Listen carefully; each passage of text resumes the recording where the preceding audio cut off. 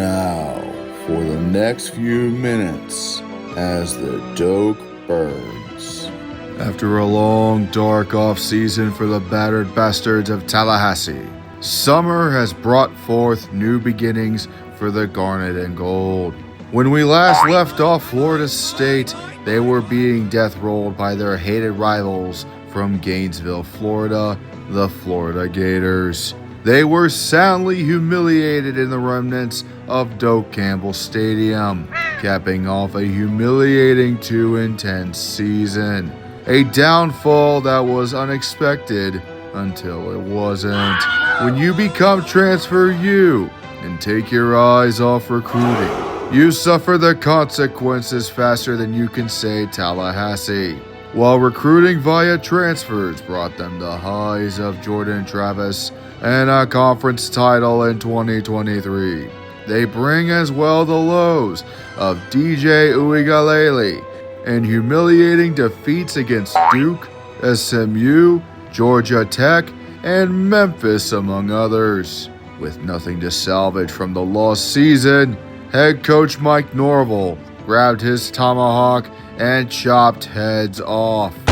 It was clear that everything needed to be purged top to bottom, and his new defensive coordinator give many in Seminole Nation legitimate hope.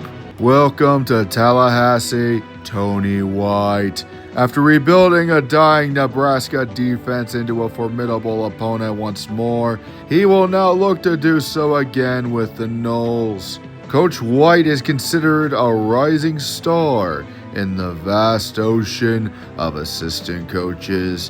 Wherever he has gone, the defense has improved in a very short period of time, and his contributions this season may revitalize the defensive front for the Noles. As long as the transfer players actually work out and the prospects coming in can stay and develop.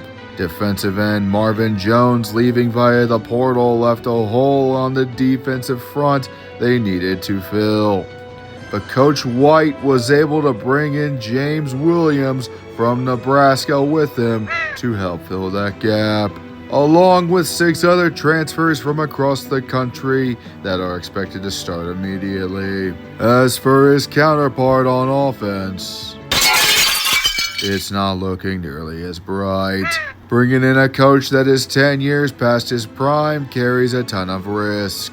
Most recently, he was seen in Orlando coaching the UCF Knights back into the land of obscurity, going 28-24 during his tenure. Don't let the excuses of the changing requirements of coaching due to NIL and the transfer portal fool you. He really needed to get away from Orlando and take a break from being head coach to save his fucking career.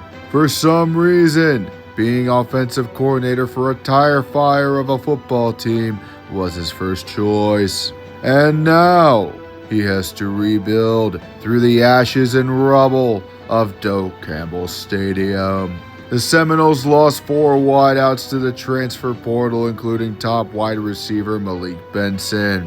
Presumed starting quarterback Luke Cromenhawk has also left the Seminoles in search of greener pastures. Probably for the best, since he was murdered on a weekly basis by a piss-poor offensive line.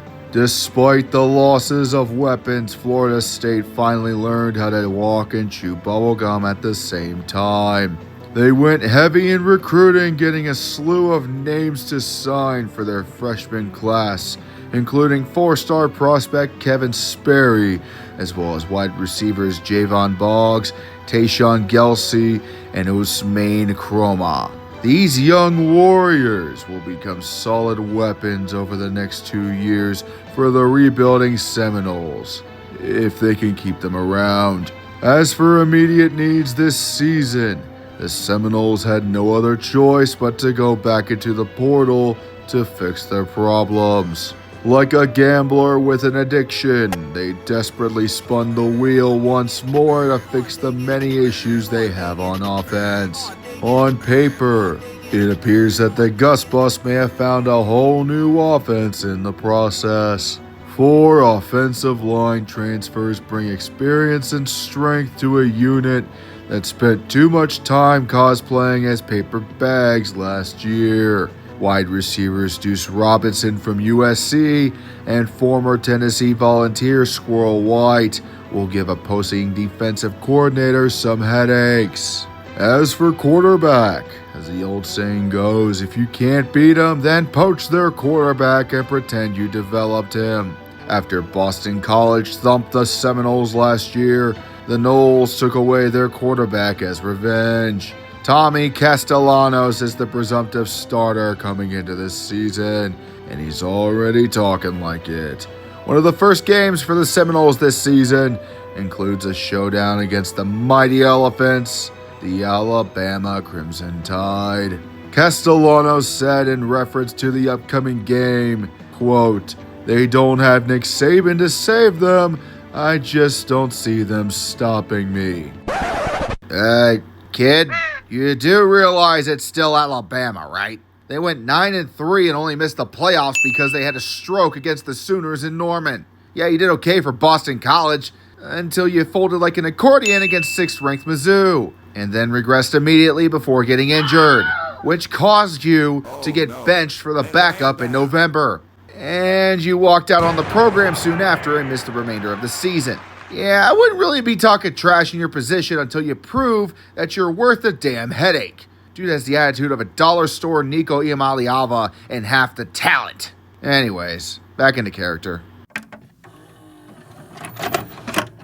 As a whole, the Seminoles have seemingly done enough during the offseason to give their desperate fans hope that 2025 will not be a repeat of 2024. However, they still have to prove it on the field that the war chant once again means trouble for their opponents and is no longer a desperate cry for help by their fans.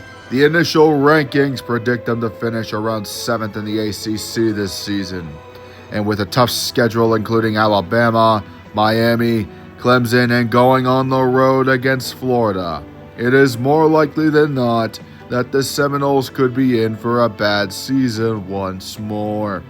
If the Seminoles fail to go bowling in 2025, it is very likely that the school will burn the entire program down to the ground and clean house.